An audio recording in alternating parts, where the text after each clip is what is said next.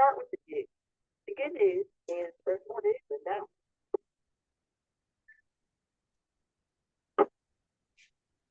Probably one of the most important things to do is to listen. If you're new ham, this is a great way to see how to talk on the radio, especially on a repeater.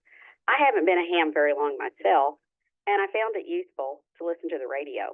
It helped me get ready and to feel more confident to make my first few contacts. It's also important to listen before you call out to make sure you're not interrupting a conversation. Bill, K5LK, will demonstrate how to call out on a repeater.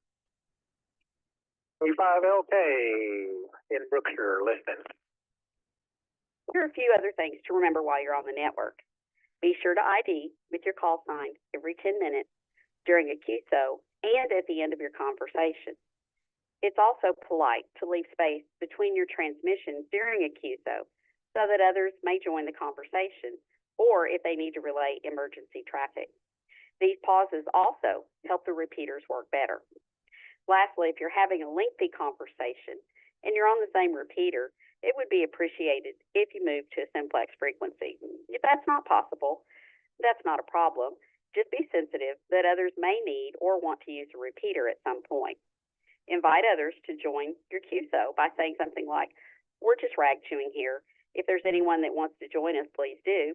Or you can always say something like, "I'm stepping off to the side for a while to let others use the repeater."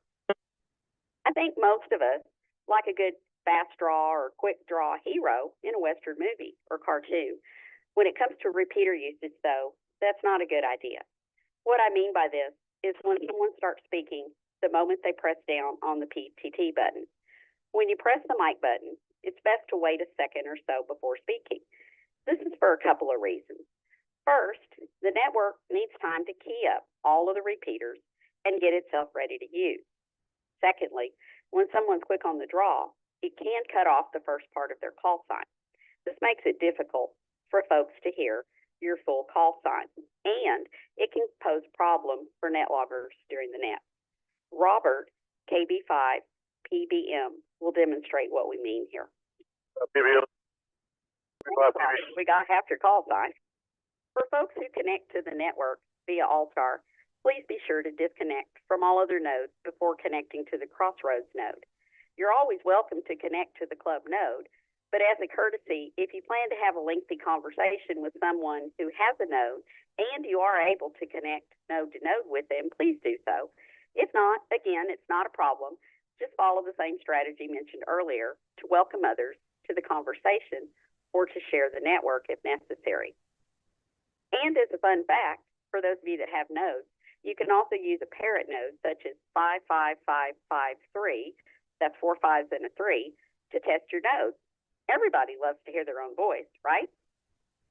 And lastly, continue to encourage and welcome new hams and visitors. You're already doing a great job at this.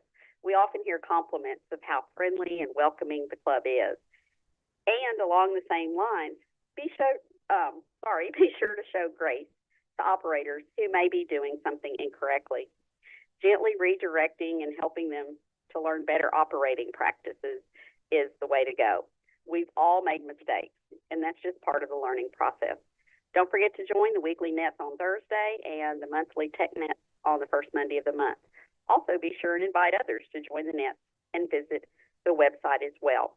This is KJ580 on the W5LCR linked repeater system for TechNet number 10. Okay, well, let's take a look at the dumps now. So a big no-no is kerchunking. This is where an operator presses the mic key just long enough to open the repeater. Technically, it's illegal according to FCC regulations because it's transmitting without proper identification. Plus, it's just super annoying on a large network such as ours. It's not a good test of signal strength, and the only thing it shows is that the radio is on the right frequency and has the correct PL tone to open the repeater. A better way to test a new radio or antenna or to see if you're within the range of the repeater is to ask for a signal report. Darren, KI5HVF, will demonstrate this. This is Kilo India 5 Hotel Victor Foxtrot. Just got my new radio hooked up, and I'm hoping somebody can give me a signal report and let me know how my audio's sounding. That sounds great. Another thing to keep in mind is it's not a good idea to discuss touchy subjects on the repeater or in any radio situation for that matter. This might include topics like religion, politics, family matters, or detailed health issues. You just never know who might be listening. Please don't call break unless there's an emergency. If you'd like to join the conversation or get onto the repeater, it's best to use your call sign. Another thing is let's continue to keep the language and topics on the repeaters G-rated. Again, you never know who's listening, and it could include some young little ears. Also, if you're like me, you've probably got the radio playing in the car or truck while you're driving, and then you decide to talk on the radio. At that point, the music needs to be turned down or off when you pick up the mic and get ready to key down. Again, this is another FCC regulation, and this one pertains to illegal broadcasting.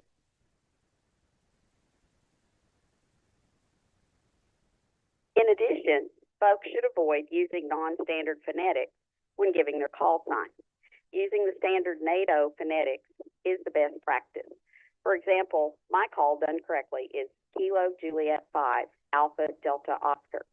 Using non-standard phonetics, for example, Kentucky, Japan, 5, Amsterdam, Denmark, Ocean, is my call sign, but it's not good emergency communication practice where call signs need to be heard correctly the very first time, and it causes difficulty for the net loggers during that. I actually had a situation come up this past weekend when I was doing a POTA activation. The other station was very weak and hard to copy, and the operator was using Honolulu instead of hotel in his call sign, and it definitely threw me off. I feel like I would have understood him had he used hotel, but instead I had to ask him to repeat his call a couple of times until I finally figured out that he was meaning the letter H. I do have to say our Crossroads family has gotten much better at saying their call signs slowly and phonetically during the net check-ins.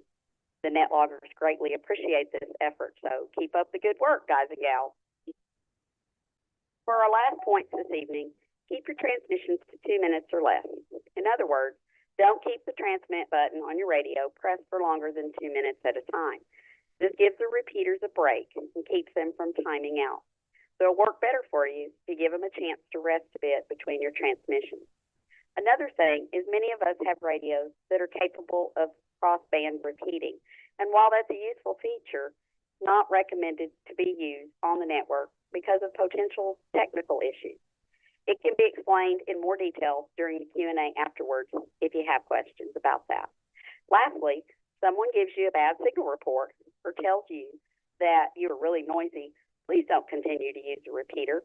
Do some troubleshooting, like turning up the power, checking the antenna, going outside if you're on an HT, or waiting until you get closer to the repeater if you're in your vehicle. You can always try again later to see if you solved your problem. I think Phil, W5CPO, is going to show us an example of that and how to respond if you hear someone who's not quite making the repeater. All right, this is W5CPO. I don't know if y'all are hearing me. I've got my RF turned as far down as it'll go. It's clear and easy copy.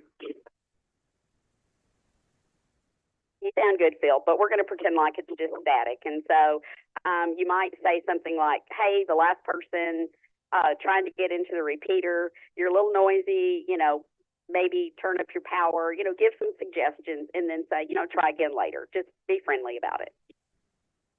So to wrap this all up, have fun on the air and enjoy using this great network of repeaters. I hope this has been helpful in spite of the technical issues, and I do look forward to hearing you on the air soon. We'll answer any questions you may have in just a bit. Thank you. This is KJ5ADO on the W5LCR repeater system, and I'll now pass it back to Net Control, Mr. Phil. Thanks, Brenda. Didn't mean to cut you off halfway through there. Again, outstanding job.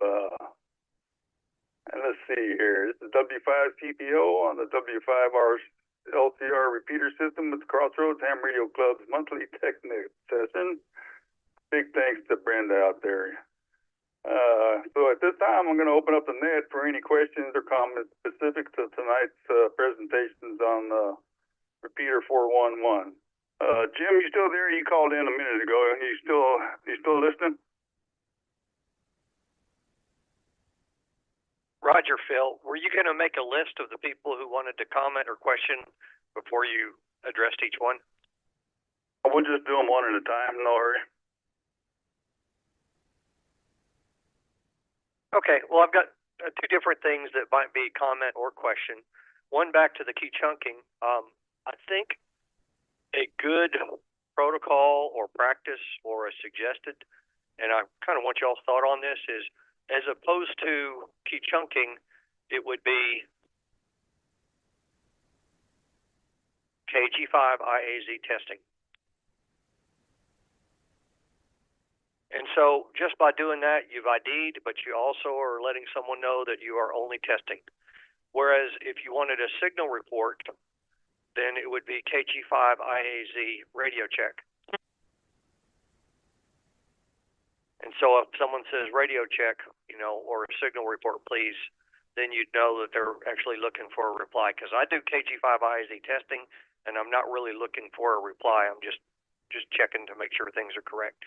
So the second thing I wanted to suggest, address, whatever, the other day on coming across the Bay City UHF repeater, there was a gentleman, and they asked him what his call sign was, and he said, well, I don't have a call sign yet. I'm just practicing.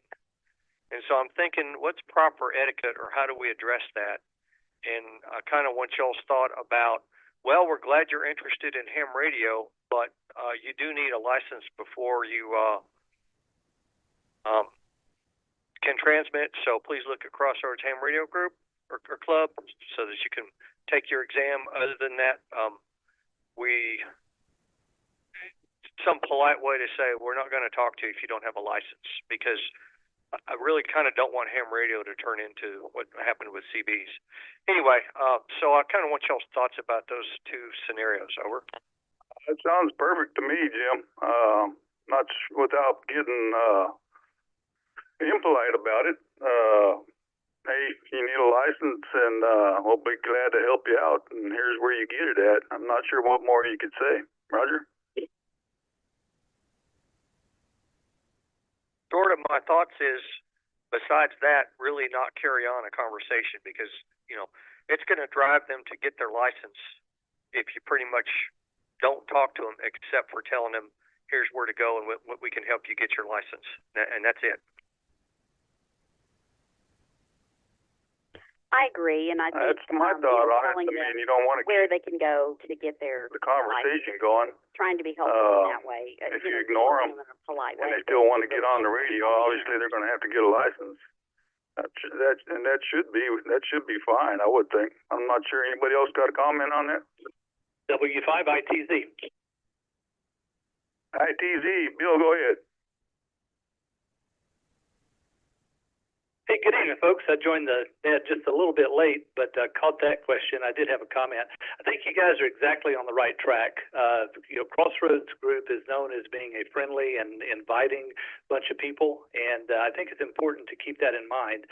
I have encountered that situation a couple times, and just let them know that a license is required to use the ham bands, and we are more than happy to get you lined up with study materials or even testing information, and information can be found on the website at www.CRHRC.org, and then usually clear with my call and let it go at that. I think that's probably one of the most polite ways to end that conversation. Bill, go ahead with your comment. Yeah, I wanted to just say to Jim, thanks a lot for the testing versus signal report. I've kind of been struggling with that probably the last few months or the last year a good way, and I think that's an excellent way to, on the Crossroads, K5LK testing, which indicates I don't need anybody. I'm just trying to be sure I can hit the repeater, my handy-talkie, or K5LK need a radio check or a signal report. So kudos, Jim. That's great. I think if it's all okay, we'll start populating that or making it more popular, communicating it. And because some of us that, like me, let me reset here just a second. it can be, we kind of joke about kerchunking, but if you're listening to any repeater much during the day, several hours, it kind of almost gives me a headache, enough of that. And so, and I've done it too, I admit I've been guilty, but maybe if we can communicate and talk about that will help a lot. Congratulations, Jim. Back to net, K5LK. Comment, KJ5ADO. KJ5ADO, Brenda, go ahead with your comment. I don't know how to make this different, but some of the kerchunking we hear sometimes are people connecting and disconnecting their nodes as well. So, I don't know how to keep that from happening.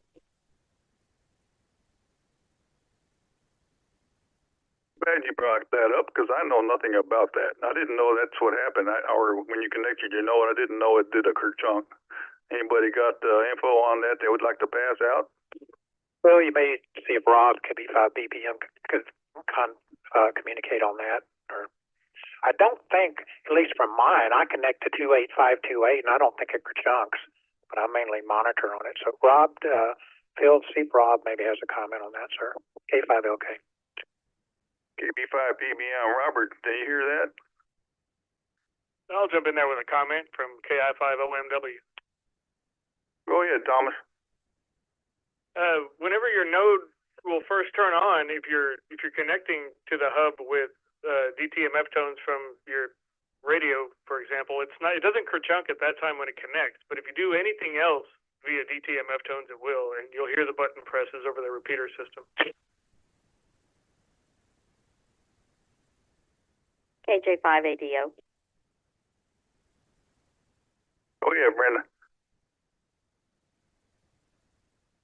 Well, maybe that's something that I need to have checked out. I don't hear the tone, but if I have the radio on in the other room and I hook up to the node, I can hear it kerchunk when it connects. But anyway, we can move on. AG5IAZ, I am ready to connect and see if there's a kerchunk. Go ahead, Jim. Give it a try. Hey, give me a few seconds of silence. KG5IAZ, radio check. KG5IAZ. It did not kerchunk, Jim. It just it broke squelch, and you started talking, and that was all there was. Roger. Okay, So at least with Echolink, we know it doesn't do that. I don't know about the other digital connection methods like All-Star. But anyway, so that was just a test just to help fill in the gaps of the knowledge.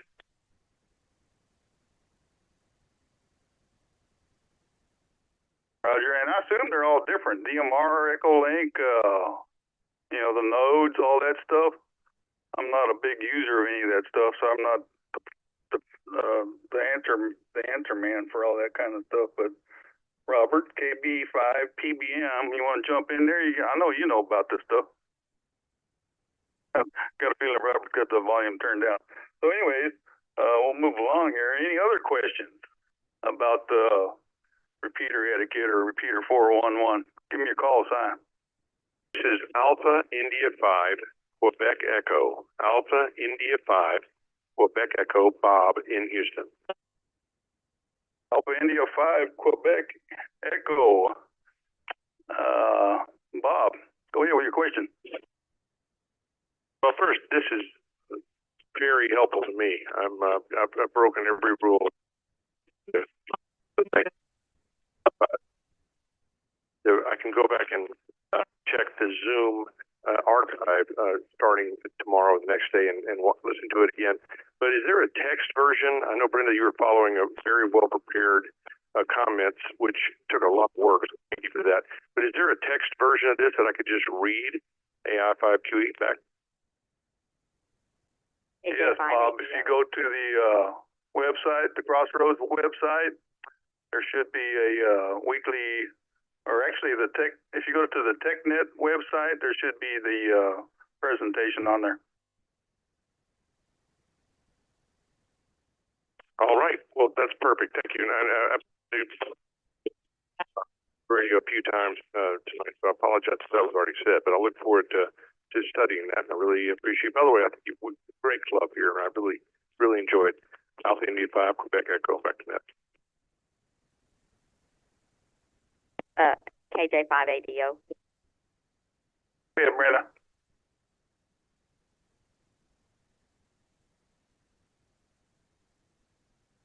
Send them again if you think that would be helpful with, or I could just send them to him if he would like them.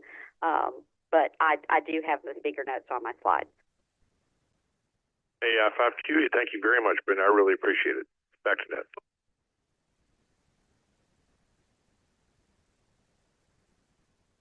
And again, this is W5CPO. My name's Phil, and we're on the W5LTR repeater system.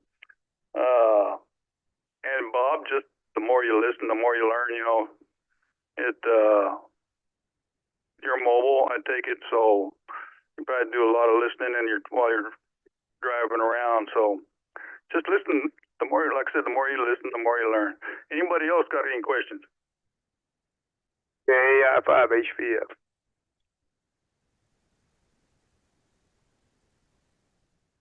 KI5HVF, Darren, go ahead with your question.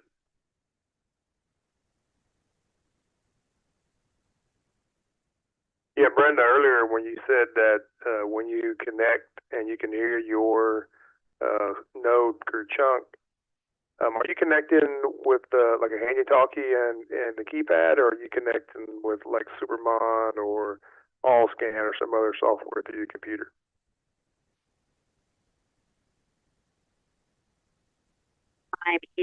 I'm putting it in with the tones on the HD.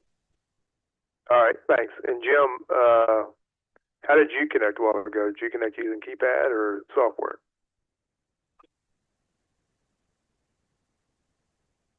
KG5IAZ. I connected with EchoLink, and I had one other comment when everybody's done, just another helpful repeater thing, I think. In fact, I might as well say it real quick. Sorry if I'm kind of going out of turn here, but I believe that the FCC rules for IDing is like every 10 minutes. And so I believe at least our repeaters are set up so that when there's conversations going on, the repeater IDs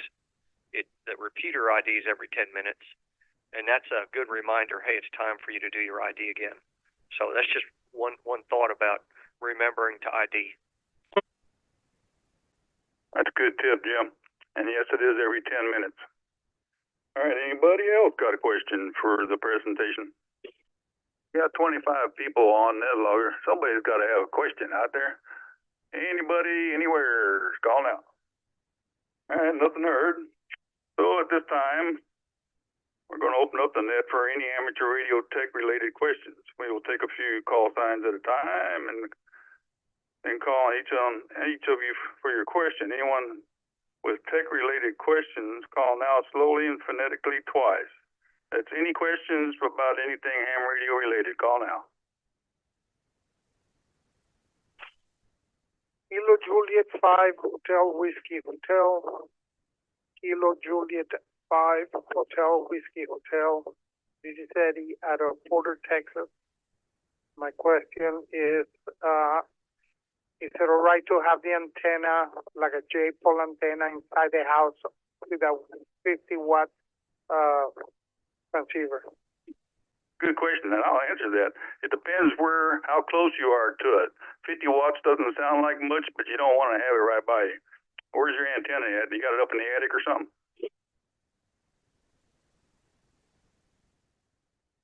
Actually, I have it. I'm in the dining room, and the antenna is in the breakfast nook. I'm gonna say about maybe 25 feet from me, and it's just leaning on a chair.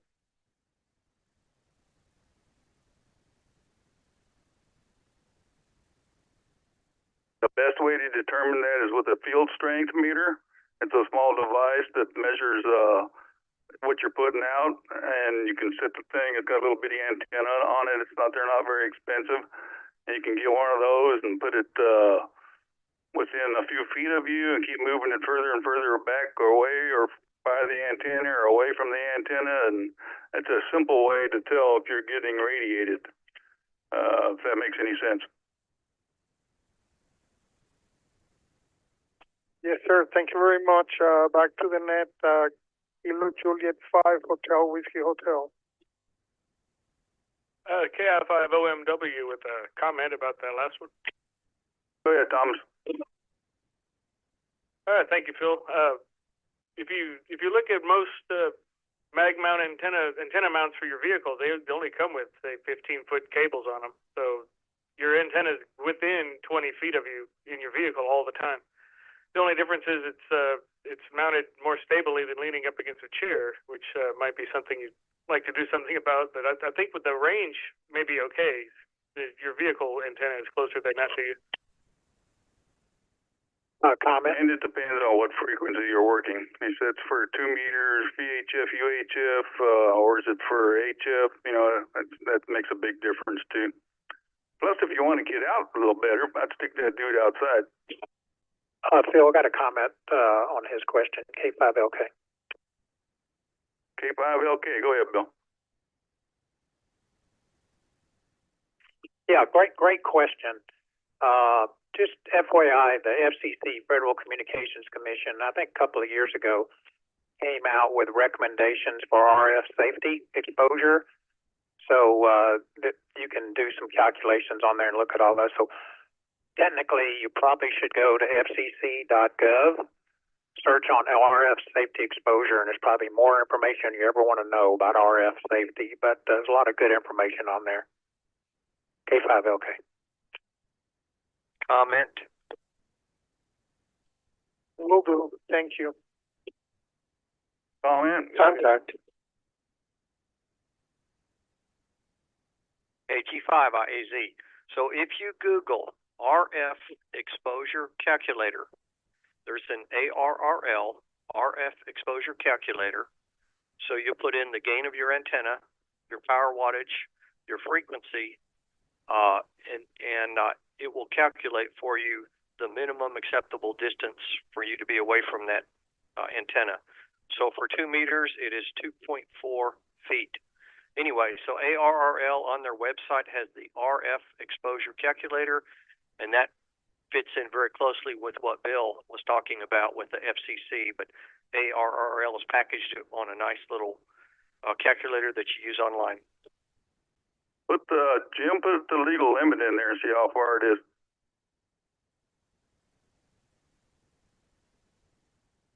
So what's the legal limit? Do you want me to do UHF or VHF?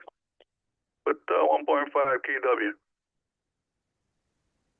Well, you can't do 1.5 kW on 2 meters. That's not. I do it all the time, every morning. Sideband. Okay, what band? 2 meters. Gain on my antenna is about 12.5 dB. Okay, I'll get back with you in just a second. It'll take me a second to do this. Roger that. Anybody else got any questions? Any amateur radio related questions? Call now. Hey, net control. This is KJ5BLV, KJ5BLV, Gerardo in Pasadena. I just had a question if anyone's had any luck with the 6-meter handheld radios that are on the market. Over. 6-meter handheld radios. Anybody got? I've never seen one. Anybody know anything about them? That's a new one. I have not seen. I'm sure they're out there, but I have never seen a 6-meter handheld radio.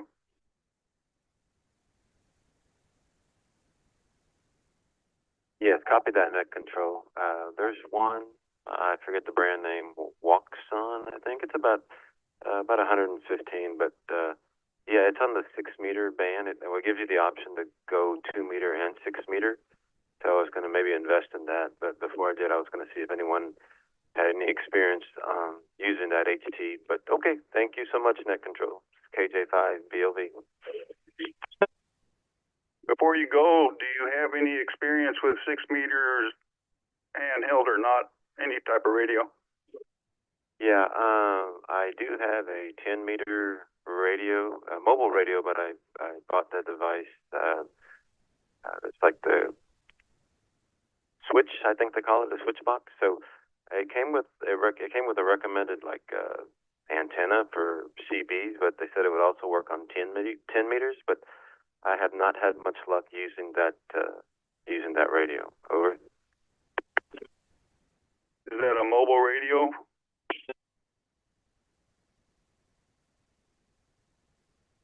Yes, it's a mobile radio, but I use it here from time to time in the backyard, in the shed, but no luck making contacts. I do hear people, but they're very garbled sounding, almost like from the Peanuts animated movie.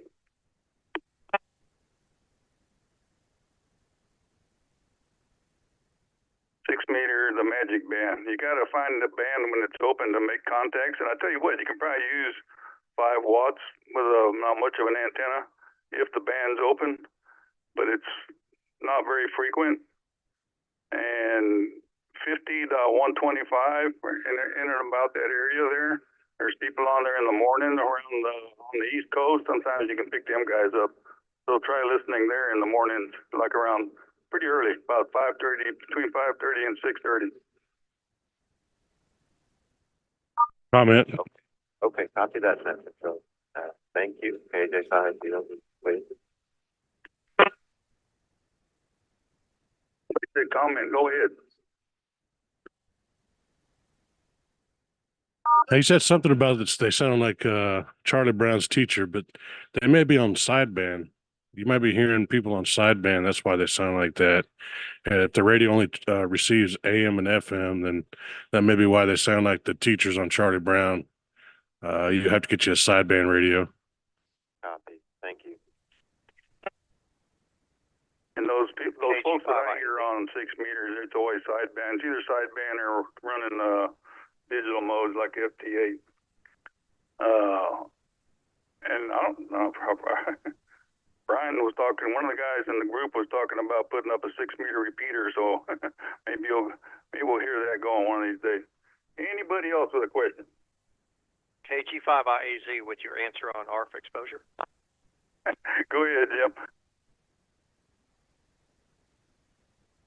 Okay, it looks to me like 2 meters. If you put 200 watts through an antenna with a gain of 12 dB, then you're looking at about 10.7 feet for the minimum distance.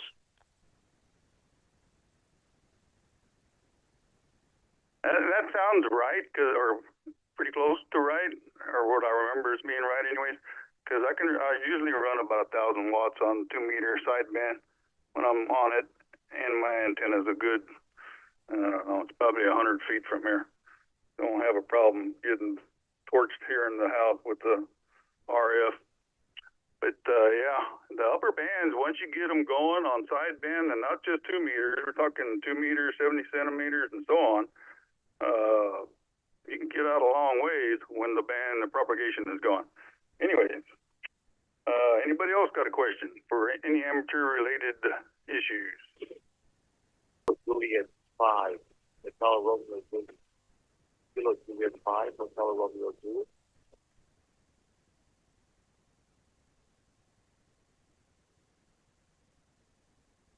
You had some noise coming in there with you.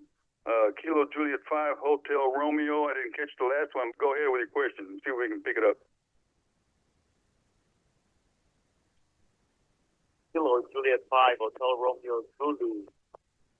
I'm new to the ham radio, and I was looking for any recommendation on mobile radio.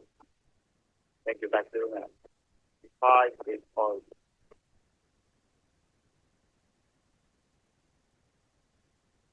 KJ5HRZ. Well, depends how much money you want to spend. And it depends, you don't have to go brand specific. Start with something. The best thing, if you don't have a radio or you're looking for a good mobile rig, go to one of the ham fests and pick up a used one. Test it before you buy it. Start off with something economical and then go from there. How's that sound? That sounds like a plan. Like I said, right now I'm getting the 5 US student for my first HP. So it's like a plan. I want to buy something that I'm not buying this every day, but something a good brand. Stay with it for a little bit and not too old.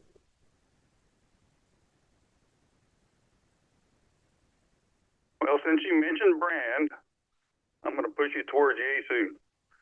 The Yaesu radios are, I think, the best ones on the market. You get the most bang for your buck, but then again, the ICOM guys will tell you different.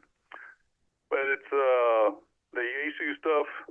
It's there's so much you can do with them, especially the new C4 FM stuff, fusion radio. That's, to me, that'd be the way to go. Copy? Copy. Thank you for your advice. 835-812. When you ICOM guys want to jump in there, go ahead.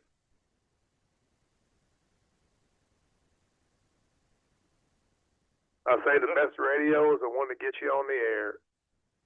And if he's hitting that Houston repeater with handy talkie right now, he's doing pretty good. Yes, and very readable there. That wasn't quite readable at the beginning there, but once he started talking, it was pretty good. So anyways, anybody else? Any questions? Any more questions out there? Call now. KG5IAZ with suggestions for ICOM radios. Knew that was coming. Go ahead, Jim. 2 meter only, the ICOM IC 2300 is a very robust mobile radio. It doesn't do all the fancy digital stuff, but it's inexpensive and it's very robust. And for a 2 meter 440, the ICOM 2730,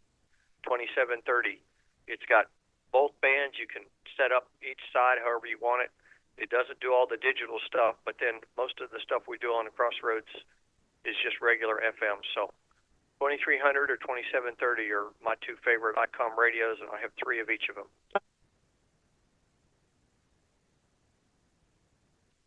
Thank you so much for that advice. I was looking on both those brands, ICOM and the Hilton, so I'll put it on one. I really appreciate it. Back to the net, KJ5.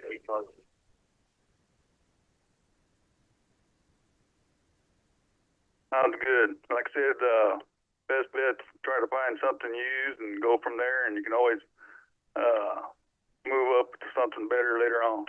Anybody else got a question? How about a check-in? KA5LYL, Corpus? KA5LYL. What's going on? Oh, nothing much. This is Todd, and I'm on one of those I can only monitor. One of these. Oh, doggone it. Shut up. Yeah, I'm on one of those I can only monitor radios. I sure am, or these, whatever. That's what they used to be called back in the old days. Every time anybody heard somebody on one, they'd go, "Oh, you on one of those I can only monitor radios?" That's what we used to call Kenwood. The Kenwood was ICOM was I can only monitor. Kenwood was a Kenmore, and the Yazoo was just the Yahoo. Or Yazoo, like the old lawnmower. And that's what they called them back then. But anyway, yeah. There's some things I'm on a 9700, so it's some things that it can't do. You don't have broadband coverage. But what it does very well. And on 2 meters, you get 100 watts out on all modes. Here, I think it's 35. I don't think it's 50, but I may be mistaken. Anyway, I think I'm running 3/4 of the radio on both bands. That's all I got. Back to net. KA5LYL.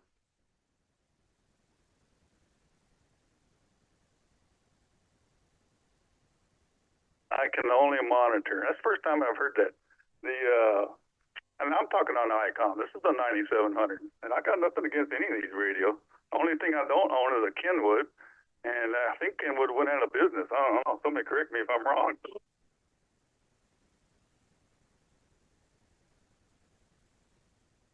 I wouldn't know. I would not know. Anyway, back to net. KA5LYL. Thanks for having me, y'all. Yeah, thanks for checking in. Anybody else? We'll take a couple of check-ins right now. Anybody else need to check in? Call now. This is KJ5HUX. Happy to make this check-in over. I'm usually in the RGV.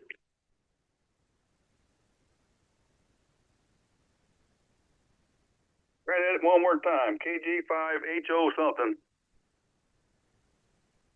This is KJ5HUX.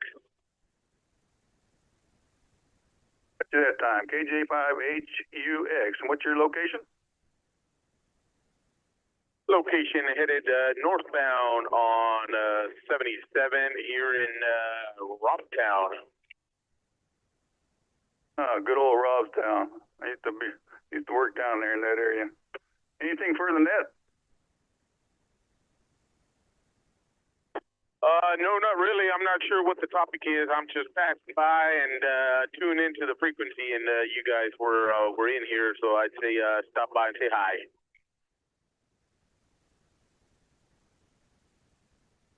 Roger that, Angel. Thanks for checking in. Anybody else need to check in? We'll take a few more check-ins. November 7, Foxtrot, Golf Papa.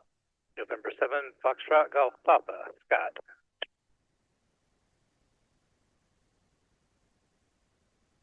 November 7, Fox Golf Papa. What's going on, Scott? Good evening, everyone. I think on the All-Star node thing, I connect via Supermon mostly, or my Clear node, and that doesn't chunk the repeater. But I think when you're using DTMF, there is a possibility of that happening. And there's some settings in the USB, simple USB or USB radio that might be helpful to look at. And that's RX audio delay and RX on delay. Those might be things to look at for if you're going to connect with DTMF. I just don't connect that way. Anyhow, that's all I had to say. N7FGP. Good net. Thank you. K5LK sounds like that might be a Tech Net discussion or topic. Thanks for checking in, Scott. Any other check-ins? Call now. K5YDD, Henry, Corpus Christi.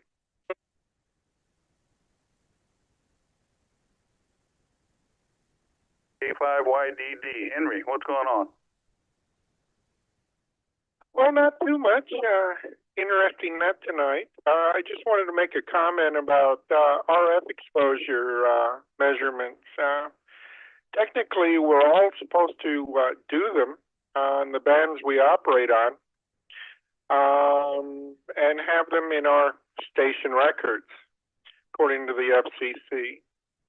Now, I live in a neighborhood where I've got two attorneys that live couple of houses down, and when I started to put antennas up, one of them asked, "Hey, isn't that dangerous?" And I said, "No." And I pulled out my paperwork and showed him, and he went, "Oh, all right." So, all in all, it's not a big deal, but you get a neighbor who's finicky, it can be a big deal. With that said, back to net, K5YDD.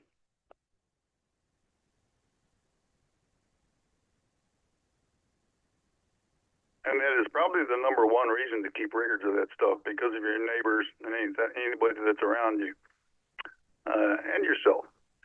Anyways, thanks for checking in. Anybody else?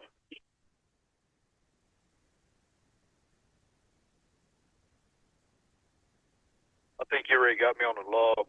I was on the computer. I think you already got me in there, but KD5RCH Yoakum, Greg. So I think I'm ready in, but not sure. KD5RCH, Greg, you are on the log. Anything for the net? Other for Net, the last comment with the paperwork on the RF exposure, that's a good deal to do if you live in town. I'm out in the country, so it don't really affect me any. But if you're in town, that's a good thing to have in your back pocket. That's for sure.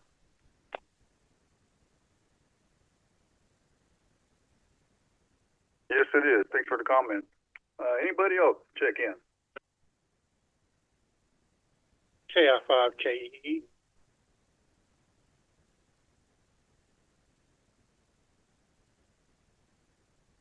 That KI5KEE, is that correct?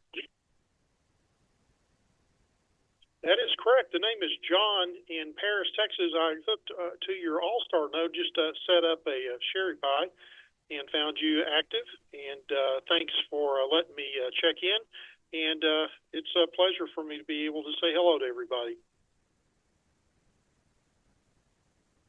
There's that, John. Check out the website, CRHRC.org. CRHRC.org. All kinds of good information on there. Thanks for checking in. Any other check-ins? Call now.